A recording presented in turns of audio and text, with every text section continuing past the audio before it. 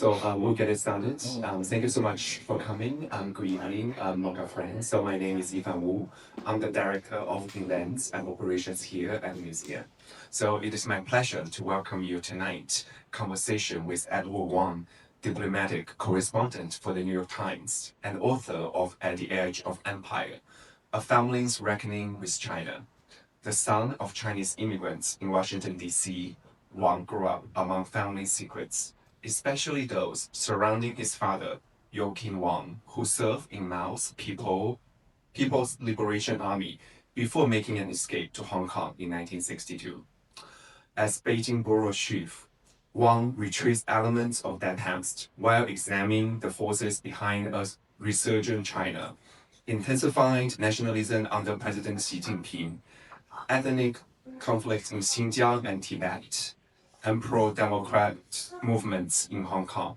So tonight's program will also highlight the history of southern Chinese migration to the United States, especially from Taishan County in Guangdong and the enduring transnational ties within Chinese immigrant communities.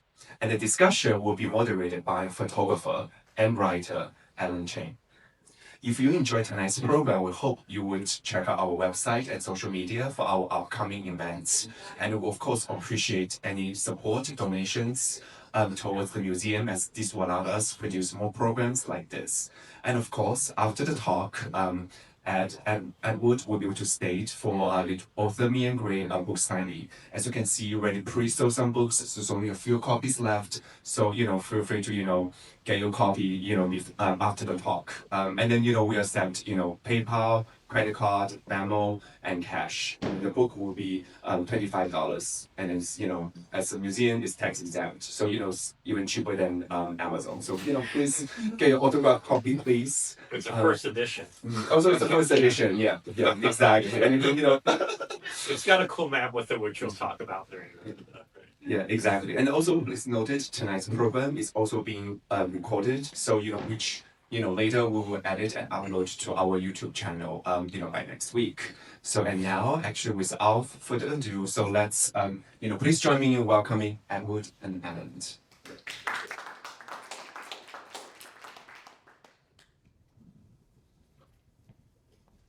Thank you so much.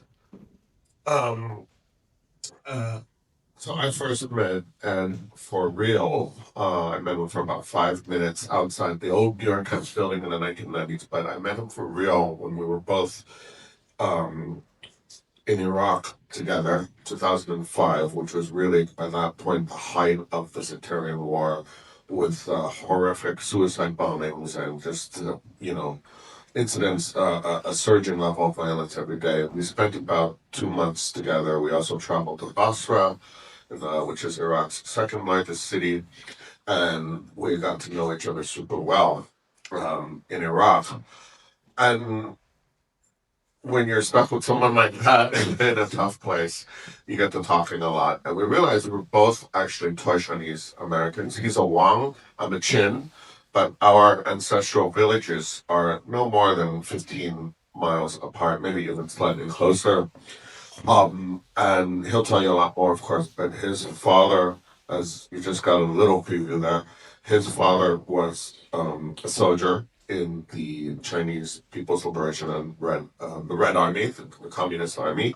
And my father was not. But my father, unlike a lot of other people, was what we call a Zhao leftist, it's not slightly derogatory term in Cantonese and Taishanese, but my father was also a communist sympathizer in those early days because he was young, he was poor, and he was literate. And I think Ed's dad came from a slightly better social class than my family. But nonetheless, they were both young men in 1949, 1950. And Ed's dad stayed for the first 12, 13 years. My dad came to America as one of the last paper sons. And so in 2008, 2009, we got to travel together in Taishan. And we did a couple pieces for the New York Times, looking into really our own family histories, as well as this larger story.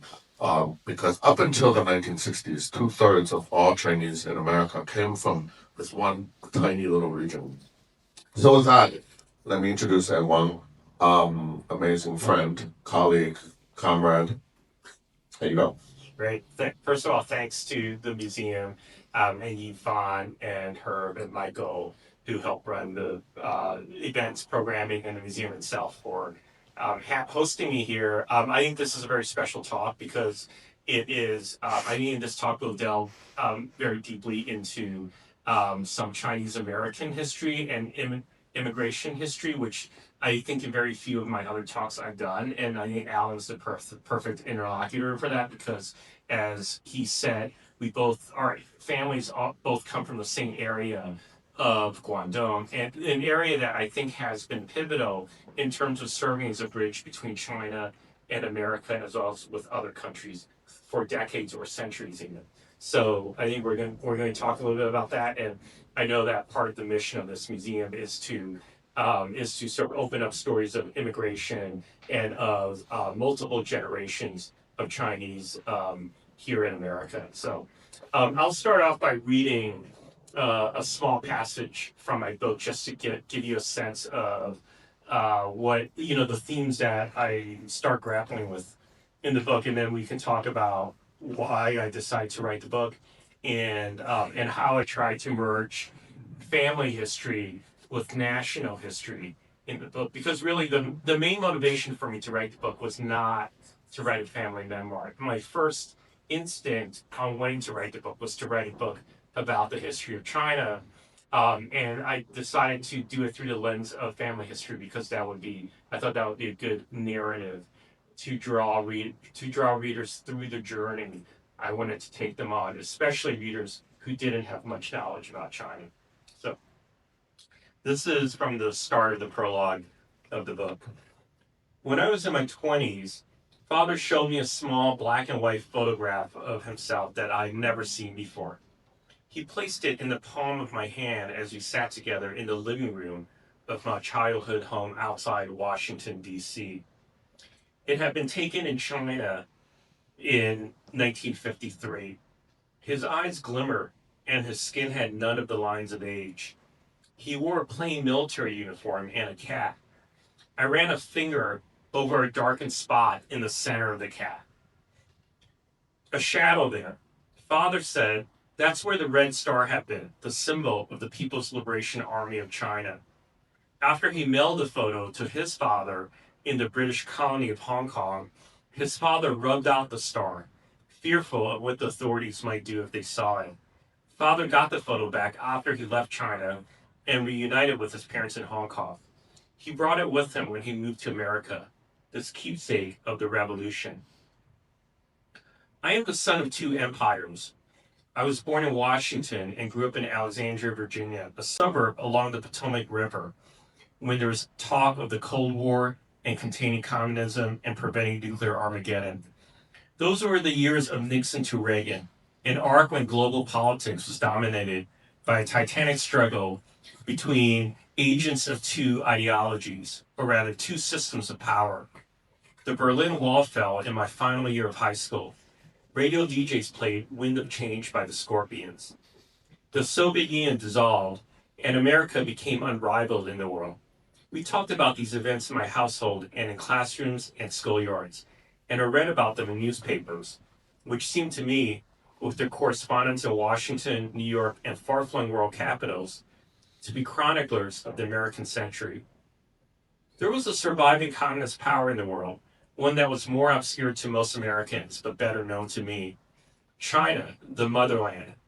My parents were village children in the South as the nation tried to repel Japanese invaders in the Second World War. But there's no peace after the surrender of Japan.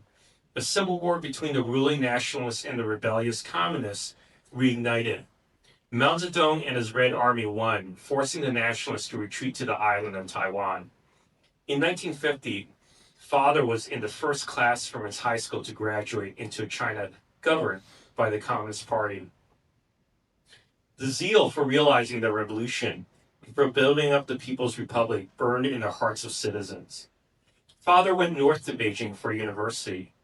On October 1st, 1950, the one-year anniversary of the founding of the People's Republic, Father marched with soldiers, workers, and students in front of Mao, who stood waving to them atop Tiananmen, the gate of heavenly peace.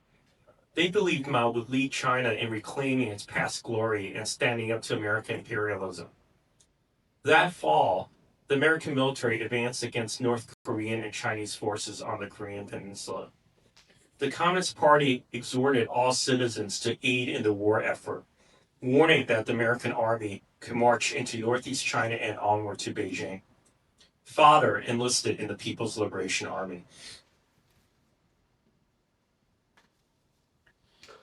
Thank you. That's quite an epic scope, even there. So I wanted to ask you a little bit about this in terms of, you set out to write a book about China, not so much your own personal history. At what point did you see? I mean, you've known, like you were saying, even when you were a young person, and your dad showing you this picture and how powerful that was. At what point did you see his history and your family's history as being so tied to the history of the country as a whole? Yeah, from my reporting in China from 2008 to around 2016, I started to formulate certain ideas about China. And one of the ideas that I came away with was the idea that China is a modern day empire. I think that goes against the grain of the narrative that the party puts out there. The Communist Party's narrative of China is that it's a victim of empires and that it was parts of it were taken from the political entity known as China in the 19th century during the Qing dynasty, and then taken by European powers, and that predatory those predatory actions on China continue into the 20th century, especially when Japan invaded China. So the official narrative of China from the government's point of view and the party's point of view is one of victimhood.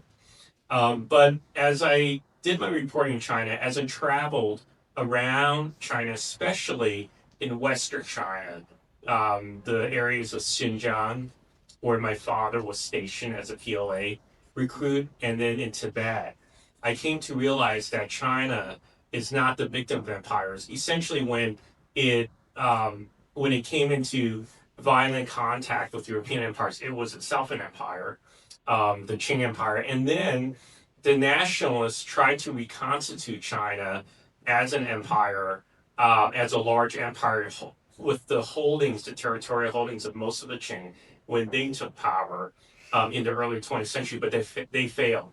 They were a weak government. And then when the communists took over, when they won the Civil War in 1949, they managed to actually reconstitute most of the empire, most of the Qing Empire, except with the main exception of parts of Mongolia. And so a lot of what modern day China is the efforts of the party to hold on to this like vast space with very different cultures and people, especially in the West, partly in the South as well. Um, and and so I thought that how can I encapsulate part of this like understanding that I have of what China is today and all the complexities that go into it. And I thought that my father's story would be a good vehicle to sort of start telling some of that because my father, after he enlisted in the PLA, he was sent to far northeast China to enroll in an Air Force academy and to be sent to Korea. But instead of being sent to Korea, he got orders to return to Beijing in an army unit, and then he was sent to the far northwest of China in Xinjiang. There, this area you see in the far northwest, which is essentially Central Asia, and it's got many different ethnic groups there, but some of the main ones are Turkic-speaking Muslim groups, namely the Kazakhs and the Uyghurs, and he lived among them. He was supposed to help bring the revolution to that area. He was supposed to help dismantle militias in that area. But essentially, he was part of the first wave of military occupiers in this region. And so he was supposed to help the Communist Party bring this region under control. And it's essentially he was involved in the project of reconstituting the Chinese Empire. And so I became very interested in that region and in Tibet and these Western regions partly because of the personal history. So it's hard for me to tell like where my interest in these areas of China start, like intellectually separate from the family, and where they merge with the family history. But essentially, that's where the family history intersects directly with my conception of what China is today, as well as you pointed out, Alan, the very unique area of southern China, of Guangdong province,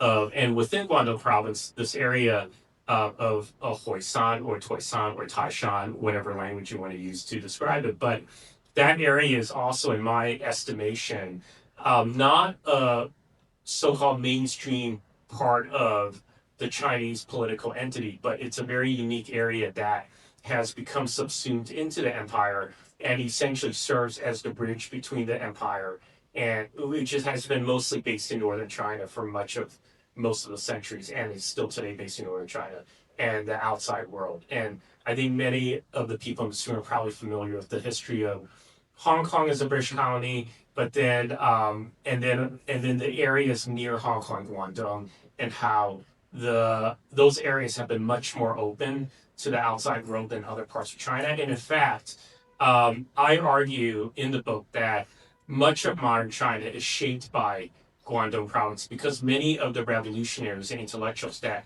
changed China from the Qing dynasty, transformed it from the feudal system of the Qing dynasty to the modern republic, came from that area. And obviously, you all of you know Sun Yat-sen, Sun Zhongshan, but there were also these thinkers in the late Qing dynasty, like Liang Qichao, who were advocating for changing the political system of the Qing, and they came from Guangdong province, like Han Youwei. So, and also the Taiping Rebellion in the 19th century starts from that southern area of China. So essentially, Guangdong province is the engine for change in modern China, and it's very different. It's like this borderland, just like Tibet or Xinjiang is, that has taken in foreign or outside or Western influences and then adapted them and used them to transform China. And because my family is from that area, then that's again where the family history merges with national history. So I want to, for just 1 minute, get into that family issue a little more. So, like you're saying, our region has had connections not just to the West, but even with Southeast Asia for centuries before, right? We were, unlike much of inland China, where at least in English, we're taught this kind of myth of the insular, inward-looking, we were always connected. So your dad was not actually the first member of your family to go abroad, right? There were other members of the family that had gone abroad before. What was that context for you growing up, knowing what was your connection to that, like through your family, through your dad, but also many others? Right. So this is a photo of my dad and his brother, older brother, 4 years, Sam. When he's around 3 years old, Sam's around 7 years old. This photo is taken in Hong Kong. And my dad grew up as the son of a merchant family, a Cantonese merchant family in Hong Kong, under British colonialism. So he was living in Happy Valley, the Happy Valley area in Hong Kong. In his early years, he was born there in the British colony.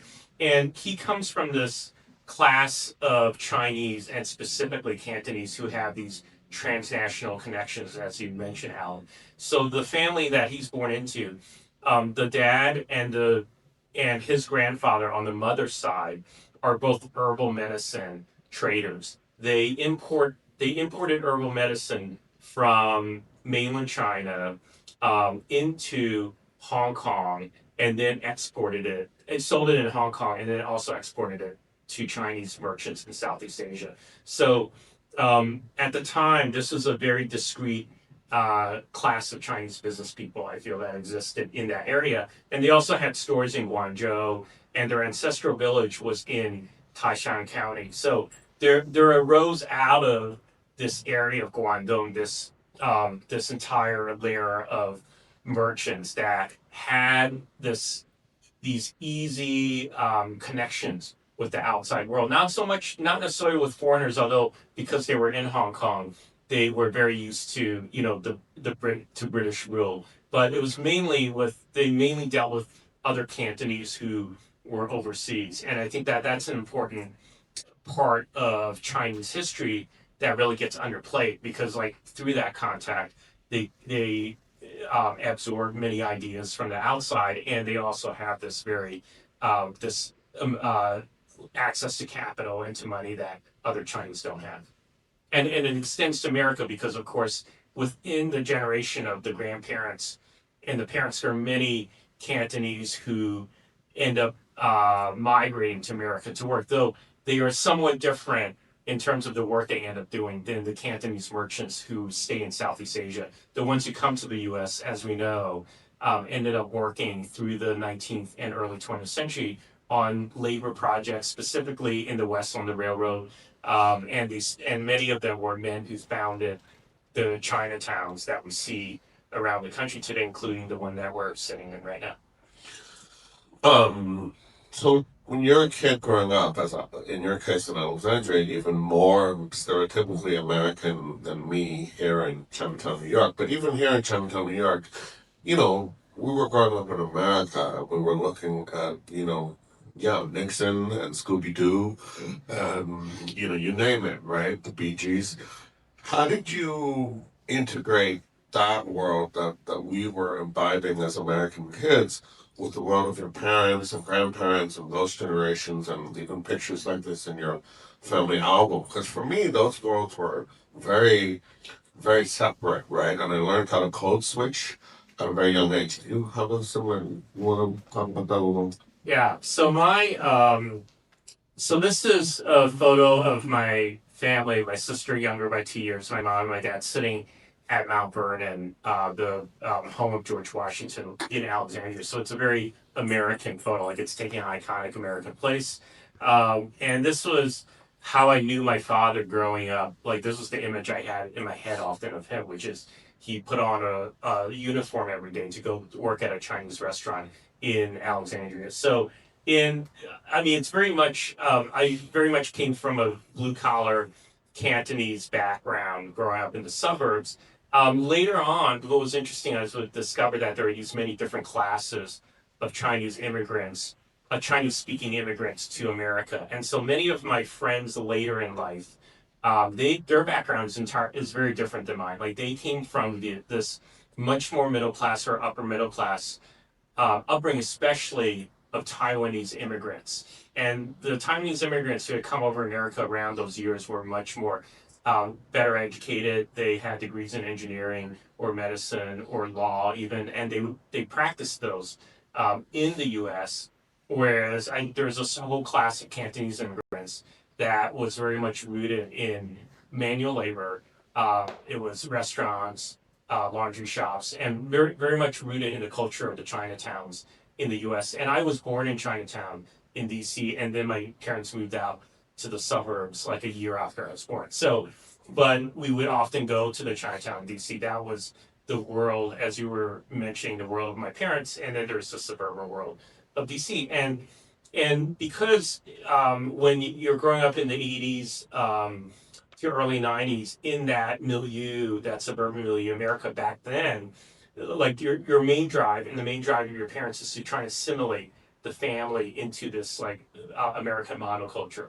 And so like I didn't think that much about China myself when I was growing up. Like I knew about the Chinese traditions. We practiced them at home. I spoke Cantonese to my parents, but I wasn't that interested in the motherland.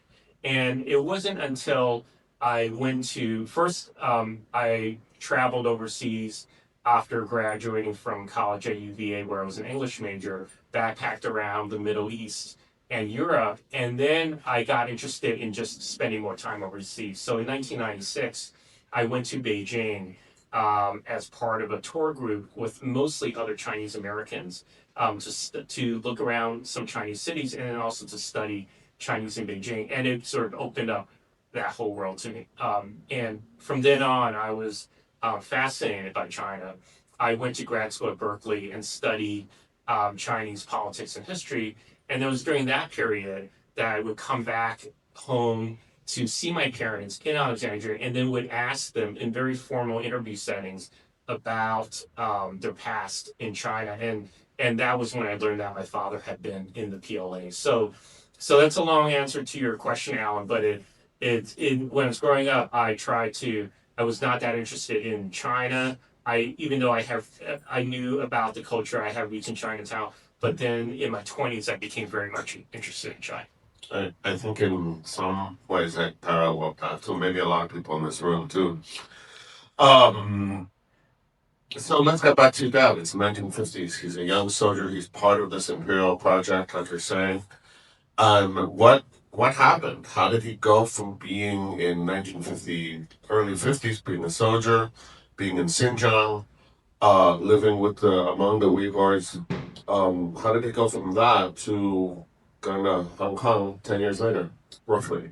Correct. So this is one of the major narrative points in the book. The book is essentially, as I said, a book about modern China and about both the Mao years as well as contemporary China under the late Hu Jintao years and Xi Jinping, because that's when I worked and lived in China. So what I was trying to do was to talk about what China is today, but show how it has roots in the Mao era, and that's where my father's story comes in. So, in the chapters on the Mao era, I tell the story of my father, mainly in the PLA in Xinjiang in northwest China. This is the only other existing photo of him in a PLA uniform. He told me that was the summer uniform that they would wear. The one that I showed earlier with the jacket and the cap was the winter uniform. And both of these photos were taken in 1953 in the town of Yining, which is on the border, near the border with what was then Soviet Kazakhstan and today Kazakhstan. And so he was sent out into Xinjiang, and he realized as he was going out there in a series of trucks that he was not being sent to a glorious assignment. He was being sent out into essentially exile, into like the hardest posts in China for the army. This is really out on the borderlands. It bordered at the time the Soviet Union and Mongolia, and he was to do hard labor for the army out there. And he realized that it was probably because of his family background that he was being sent out there that they didn't trust him to join the Air Force and fight in Korea, because he came from a merchant capitalist family in Hong Kong, and also as he had been in training in the Air Force Academy and been interviewed by the officers above him, he had divulged that his older brother Sam, whom you saw in the photo earlier, had actually gone overseas to America after graduating high school in Guangzhou on a scholarship from the American government, and that his brother eventually ends up working as a civil engineer for the American military. So it's like the worst possible background you could have, because at the time, of course, America was fighting China in the Korean Peninsula, and America is seen and is still seen as the ultimate imperialist power in the world by China. And he ends up working in these very remote areas. This is a photo I took of the Altai region of Xinjiang when I went out there on a trip in the early 2010s, because I was trying to trace my father's footsteps. And this is what life was like then as it is now in many parts of that area. These are Kazakh herders. It was just in the autumn when they're bringing the sheep down from the high plateaus down into the valleys before the snows come. And my father essentially lived both first among Kazakh soldiers in this area, and then among Kazakh herders, and among Uyghur soldiers at some points as well. And the very first assignment he did when he was sent out to this area was he and around 6 different other ethnic Han soldiers had to live on a military base that the Kazakh militia had set up when they were fighting the nationalist government before that preceded the communists. And he was to indoctrinate them into communist ideology in these education sessions. And while the PLA was slowly dismantling the militia and integrating their members into the PLA, because the PLA and Mao saw these militias as potential threats to the party, to the military, and so it was they were taking the militias apart and making sure that they would no longer be a threat. And of course, the story of the party in Xinjiang is essentially one of control, of trying to control the different ethnic groups out there. And it started back in my father's day, and it continues up until today. You probably have seen many of the recent stories and headlines on that. And so these were the areas he worked in.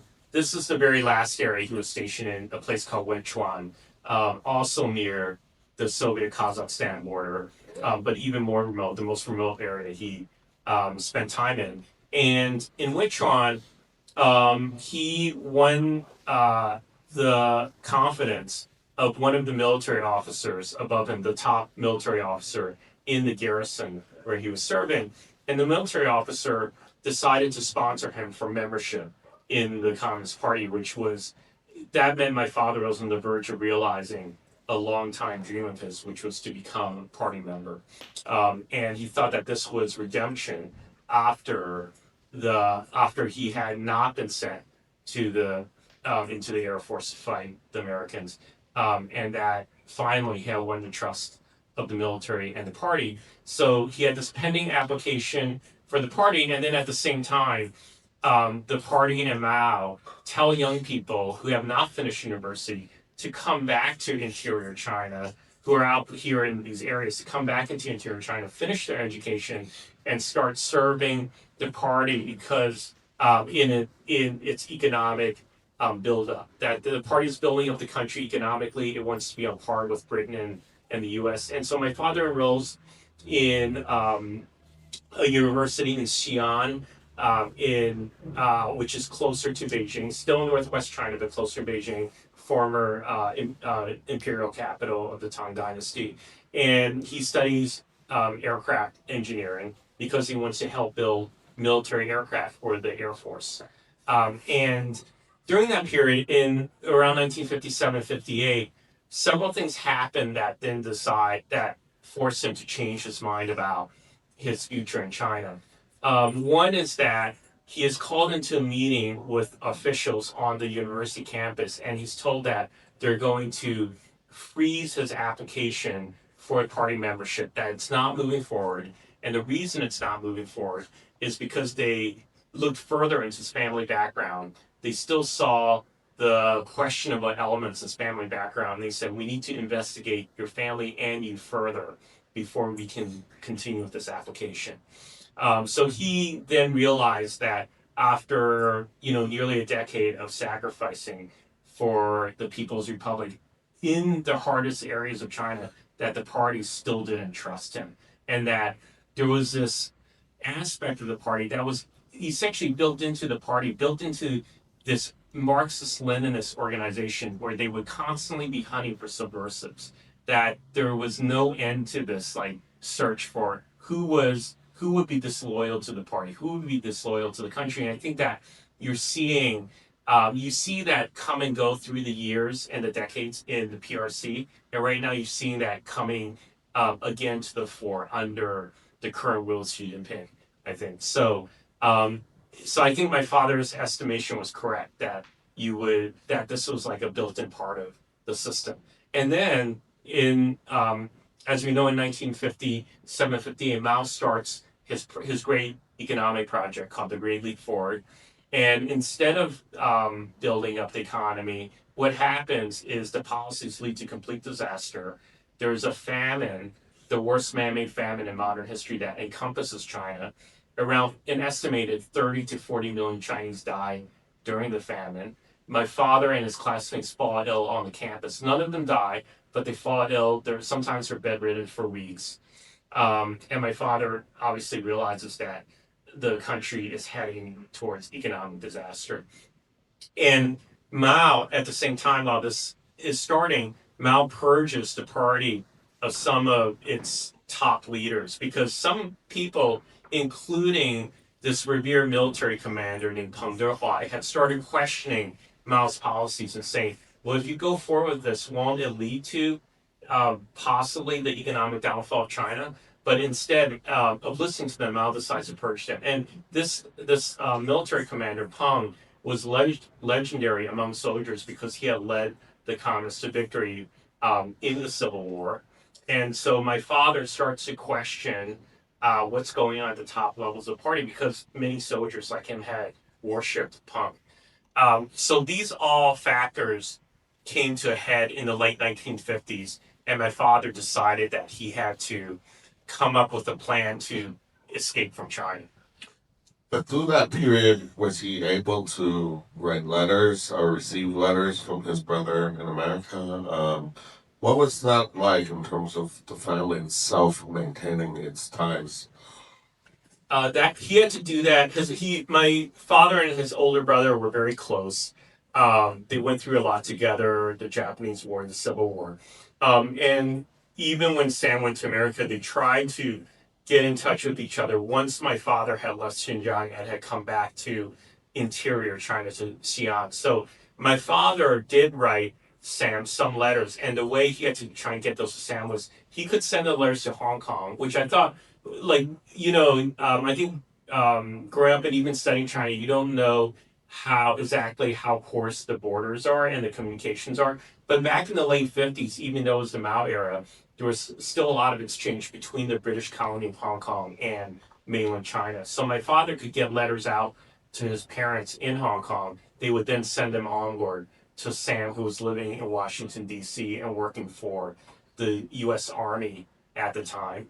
And then Sam would write letters back.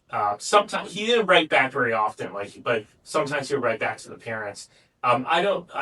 My father might not even have seen those until he later escaped to Hong Kong in the early 1960s. But my father did send Sam a couple letters. In one of them, there's a key letter that I found when I was researching my book that Sam still had copies of the letters, and I read one that my father had written in 1958, early 1958, which is, this is when this photo was taken, early 58, and my father's on the left, the cousin's on the right. And he had told that Sam had spent all these years training in America, studying engineering, learning these skills, and now it was time for Sam to come back to China to help build up the motherland. That China needed people like Sam, and if Sam was a good Chinese citizen, if Sam was a good sort of son of the motherland, then he would make the right choice and would come home and um, help industrialize China essentially. And so he wrote this very long letter to Sam. I thought it was like very interesting because I'd seen other types of letters, I think, in my studies on China written by people in that period that had similar language that you have to come help build up the motherland. And so this is part of the way that I think people in the PRC were communicating with Chinese who were in America and other parts of the world at that time. And of course, we have to also keep in mind that my father was writing that letter with the knowledge that it would probably be read by officials, so that the language of patriotism and nationalism was probably amped up in the letter. But at the same time, my father tells me he actually did feel that it wasn't false. So let's flash forward a little bit because we don't want to give it all away. You all kind of buy the book to find out how he actually gets out. What about you? You've been to Xinjiang. In fact, we were in Xinjiang together back in 2009 when this most recent outbreak of ethnic violence and conflict began. Um, would you call your dad sometimes when you're traveling around China, especially when you were retracing his footsteps? How did that work? Would you literally just pick up the phone and say, hey, where you were 50 years ago? Yeah, I mean, I only did that one time, which was when, as I said, I went to the region of Altai, which was in a very remote area, to try and retrace his footsteps there. And what I was trying to do was find the military base where he had been living with the Kazakh soldiers when he first went out to Xinjiang. So I had checked into a hotel.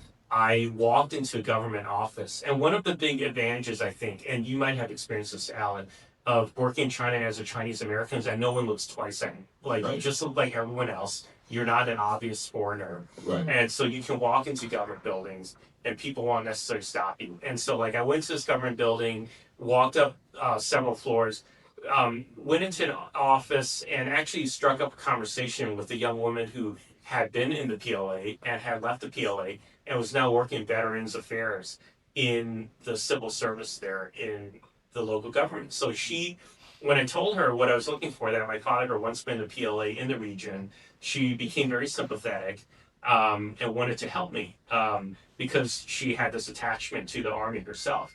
And she often worked with elderly veterans. So she says she would make some calls for me to soldiers, especially retired soldiers in the region. And then I had a hard time describing what my father had been doing in the area and where he was based. So I actually called my father from on my cell phone from that building in this remote northwest town, and he picked up. It was like 7 a.m. in Alexandria. He picked up, and it was kind of amazing. It really shows you like where modern technology is today. That I could put her on the phone with my father. They're talking about these events that took place decades early in the early 1950s, and he's trying to describe to her the Kazakh base where he was. He sent eventually. I mean, my time in that town was short because the police found me the next morning. When she was trying to help me out, then I think she started getting a little bit suspicious about exactly what, like, where I was from and what I was doing there. And then the police found me at my hotel the next morning, started tracking me throughout the town. It became very difficult for me to meet up with her again or to meet with other people. And so I ended up leaving the town. And I never found any documents related to my father's time. But I think it would have been difficult to get that type of material evidence. But it was still worth trying, wasn't it? Yeah, it was worth trying. It took me to this like very far-flung area of China. Yeah. Yeah. Um, I want to pivot a little bit. So you talked a little bit, and I agree with you about being Cantonese and how the region is has these unique characteristics. But you also mentioned now how being visibly, at least, being ethnically Chinese, we have the ability to walk around China in ways that maybe non-East Asian people wouldn't. Um, but how did that impact the way you ended up writing this book in terms of being precisely everything we're talking about, being ethnically Chinese, but also very American, being, your father's son with this incredible history, but also being you, New York Times correspondent, someone who's traveled the world, covered the Iraq War, all the other things you've done. How did that impact just navigating all this as you were trying to write about it and research it? Yeah, I mean, I think because of my background having gone to Iraq, first of all, and that being the formative foreign reporting experience for me, that I approached this book when I was writing it as like looking at these big historical events and how people fit into them.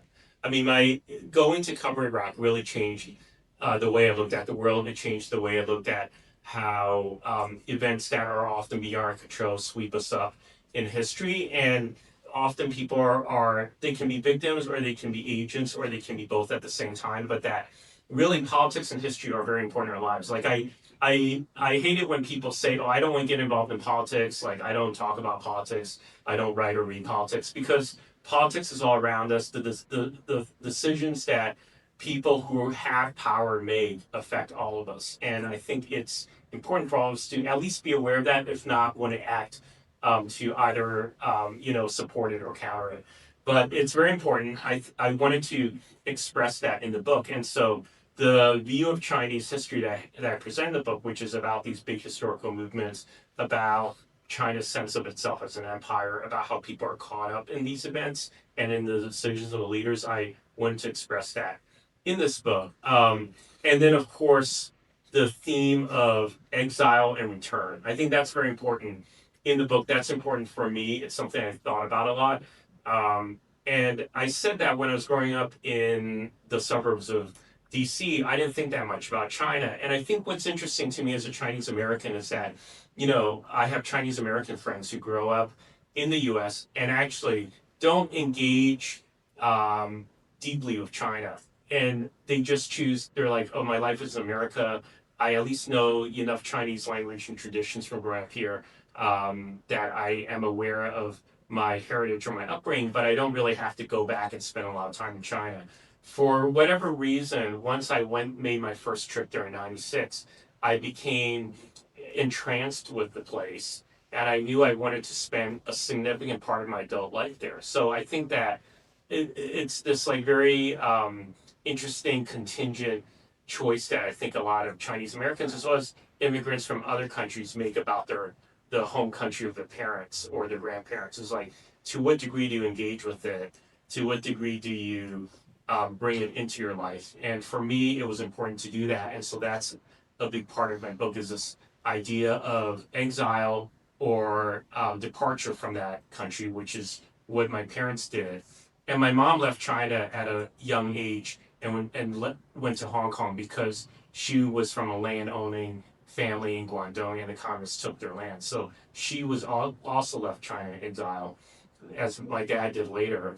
And then and they didn't return in any significant way. They visited, but then I'm the one who does return, and there's this like movement back to the motherland. And I talk about in the book that maybe I thought that there would be like a very long future in China for me, but then as I discover more and more things about the country, I realize, oh, this isn't quite home either. And so that's part of the title, the family's reckoning in China. It's the reckoning that of my parents' generation, but it's also the reckoning of someone like me with China as well. And I think that those themes are encapsulated in the book. Um, and and as I report out stories in China, because I'm Chinese American and because I'm Cantonese American, I'm able to code switch the term that you used about being American. I'm able to code switch in China between being someone who has roots in China to an American to someone who, even in places like Hong Kong or Guangdong, someone who's specifically Cantonese American. And I think these all work to my advantage as a reporter in China. For sure. One last question, and then I think we should open it up a little. What did you guys think of the book? Is he proud of you, or is he like, oh my God, what are you doing?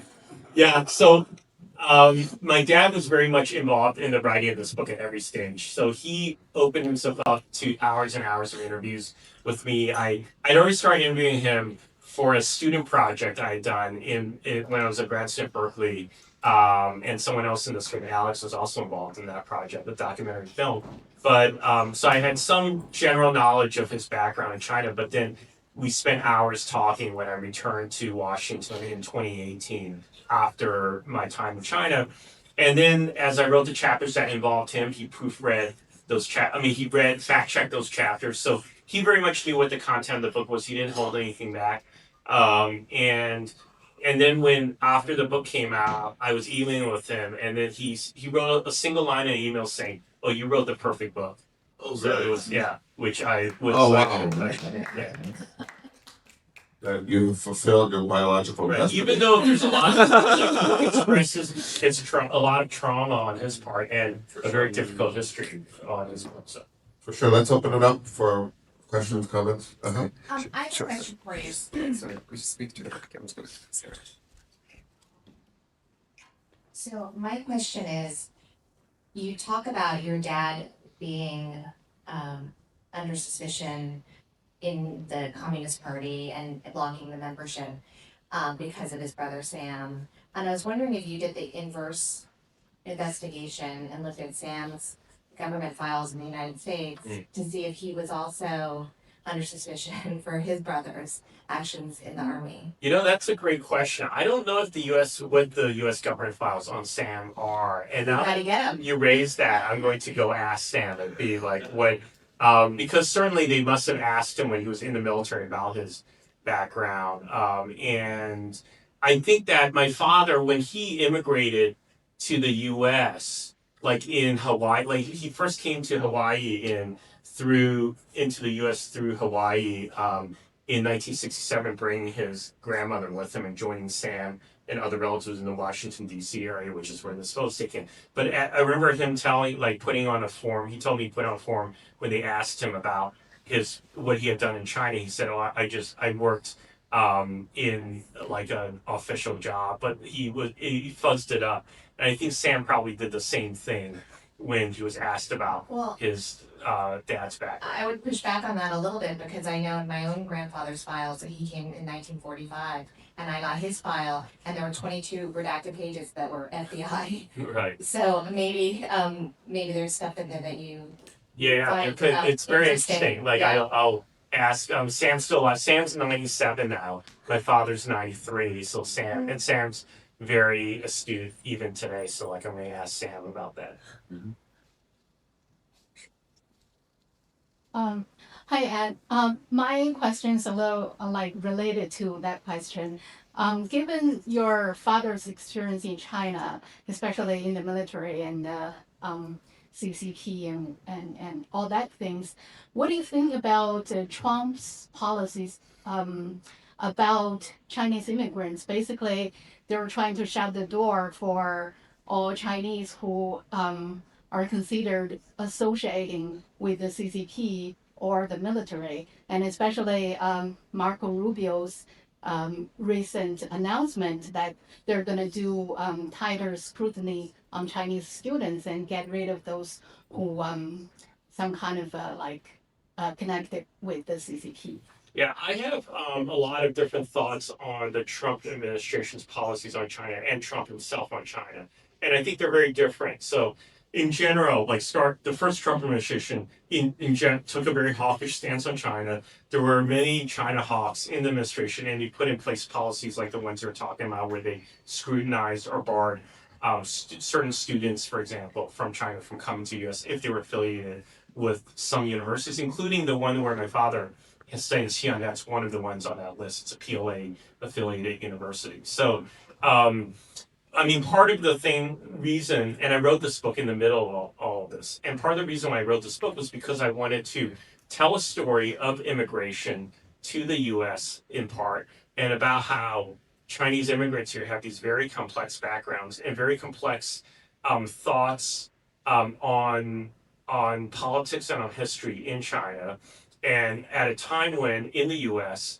like we're sort of demonizing a lot of Chinese who come from China, automatically assuming that they have loyalties to the party, or they have these dual loyalties. But I wanted to show that people do have these complex backgrounds. They might even be a member of the PLA at one point, but then they actually have reasons for deciding to become U.S. citizens and to have their first loyalty be to this country. And so I wanted to express all of that in this book when, as U.S.-China relations were becoming more and more fraught. Now, I think that there are these. I mean, in general, the current Trump administration wants to have as little immigration or migration to the U.S. as possible. So it's kind of like, in a way, going back to the pre-1965, an effort to go back to pre-1965 when there were these legal restrictions on immigration. I think Trump himself is not necessarily aligned with some of the China hawks around him on his view on China. Like he himself, I think, sees China in a purely transactional way. He thinks that it screwed the U.S. on trade, but he doesn't see it as a military competitor to the U.S. He never talks about that aspect of the U.S.-China relationship. And in fact, I think he admires, I know he admires Xi Jinping because he said that many times. He says Xi's a good friend. He's talked repeatedly about how Xi rules over 1.4 billion people. He loves autocratic figures. He would love to be that type of leader himself. And so I think he actually admires the type of authoritarian system that Xi Jinping runs.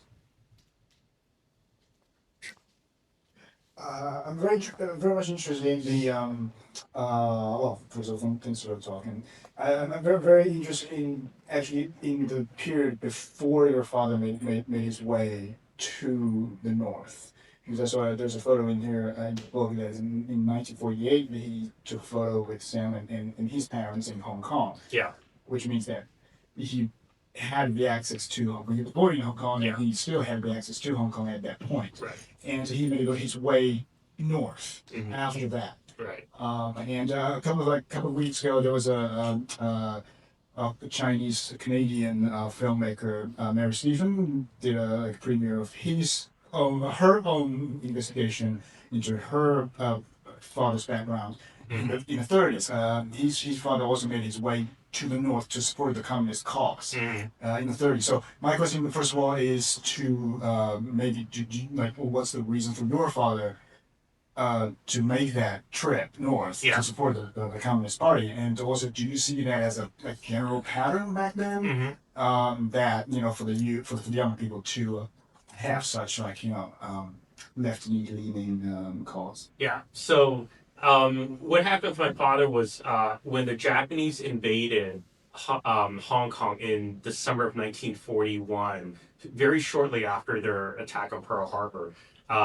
My father and his some weeks to months after that happened, and as Hong Kong's under Japanese occupation, my father and his family decided it would be best for the children in the family to go into mainland China and actually back to Taishan County and live there because they thought that that would be a safer place to live than in Hong Kong under the Japanese because the Japanese had tight control of the British colony. But in fact, in southern China, there was a lot of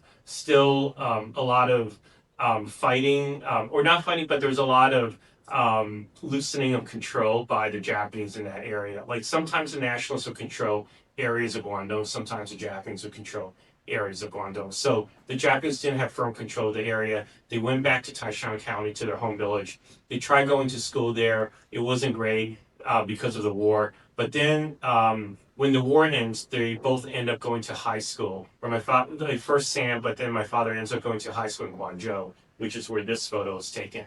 This is my father and cousins and classmates in Guangzhou, and he goes to a prestigious boarding school in Guangzhou because his father can afford to pay for that. And so he's in boarding school while the civil war is going on between the nationalists and the communists. And all around him in Guangzhou, he sees what he perceives as the corruption and misgovernance of the nationalists. He sees high inflation. He sees police officials taking bribes. He sees like criminal organizations thriving in the city. And he thinks that the communists are actually the power that will lead China into a better future, and that the nationalists are actually full of corruption and officials who can't govern. And so, like, he's rooting for the communists as they're fighting mainly pitched battles in northern China, and then when they take over the South some months later in later in 1949, he is fully supportive of them, and he applies to. Well, Sam decides to take the scholarship and leave for the U.S., he actually decides to apply for university in Beijing at the agricultural university because he knows that's where the heart of the revolution is. And so he gets accepted into University of Beijing and takes a train up north. And I think many people thought the same thing. Your question is like, did other Chinese at that time think that? And I think many people did. I just want to give a note about Taishan in World War II specifically. The Japanese took Guangzhou, the provincial capital, in 1938. It was one of the last of their big victories in the early stage of the Sino-Japanese War.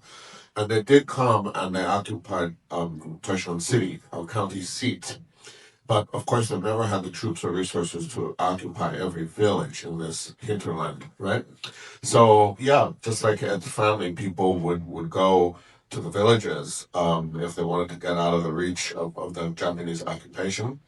And but there were times that the Japanese forces would do these, these days we would call it, counterinsurgency, search and destroy operations through the countryside. And whenever they did that, people would actually flee and, run to the mountains or hills. Taishan's very hilly county.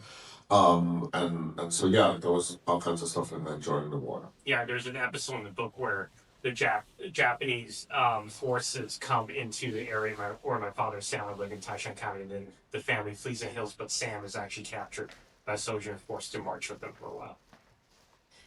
Sorry, just a follow-up question. So, when Sam decides to come to the America, and when your father decides to go north, apparently there is like a political divide. Yeah. What's your father's father, your grandfather, like his family's in Hong Kong, right? Yeah. So what's that family's reaction? Yeah, they weren't that thrilled with my father deciding to go north to Beijing. Like they were, I think, fairly disappointed that he had chosen to like align himself with the communists. I mean, they were obviously living like their whole life was rooted in this British colony, though they did there was it was very porous. They could go back and forth to Guangzhou, but they are a business family, and so they don't have the same values as the communists. So I think they were more supportive of Sam going to the U.S. at that point, less so my father. And then my father drops out of touch with them for around 12 years. Like he sent some letters back. He sent the photos back, as I said, once he's back in Xi'an. He sends a few letters from Xi'an, but in general, like he has very little contact with them. Thank you. Maybe one more question, or if there's no more. How are we doing with time? Okay. We're good. Yeah. Okay. Well, maybe. Okay. So maybe maybe I think for whoever wants to talk to Ed or Alan can feel free to just come up as we just transition into a little. Wait, you want to show the slides that you did with Taiwan? Oh yeah, I think I showed most of them. This is my father in Guangzhou in 1950, right before he graduates, and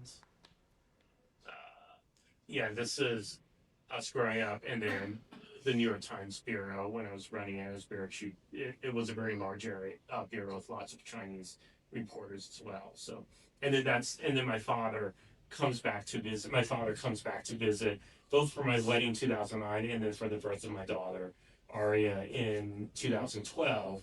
And actually, during that, Alan was there for both of those occasions, on both of those, or at least 2009. And it was in 2009 Alan photographed my wedding there. But then right after the wedding, I made my first trip to the ancestral village in Taishan, and Alan comes with me to do research into my family history in Taishan. My father actually, interestingly, does not want to go back to the old family village. I pled with him, saying like, "Oh, please come back to the village with me. It would be amazing for me to see what you think of it." And he had no desire. I think his memories of that are just of poverty, of wartime, and like of destitution. Like he has no desire to visit. He loved his time at the boarding school in Guangzhou, and I actually go back with him in 2012, right around this time, the time this photo was taken, to visit his high school in Guangzhou, and he meets up with his classmates there, many of whom ended up serving in the military, like him under Mao. But he has no desire to go back to the ancestral village, and he's never been back there since he left that village in the late 1940s. I said Ed had to go once he was married, and now you're. But that's a pretty old school thought. Okay, well, can we keep a round of applause, for our speaker? Yeah. I really we mentioned about also the talk. So, all right. Well, once again, the museum will still open for a little bit. So if you haven't seen our latest exhibitions, Hapa.me, it's about mixed race identity. Feel free to walk around. But once again, thank you so much for coming, and we'll hope to see you at the next event. And I'm up here signing those about that there. And I guess they have some more copies.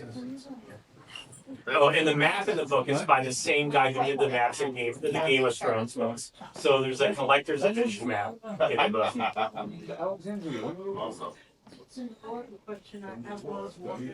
Hello，来3个人。我来听的还是听的？全员现身。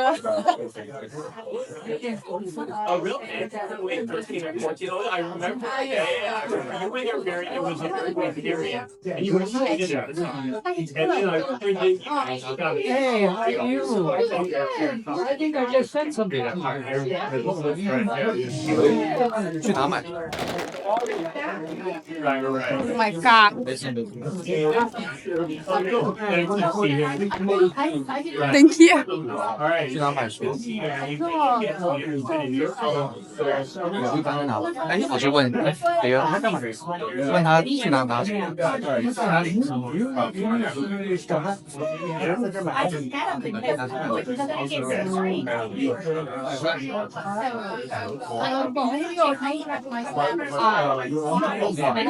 ？Sorry, Dad. It's calming down.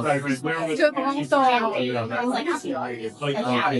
谢谢，我这也是海艺美国的吗？会给这个票钱，票钱是这个。我他准备说的话，刚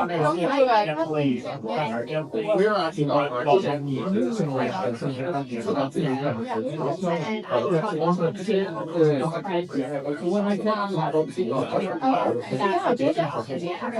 前面拿出，然后给接台25块就好。给前台25块就好。对。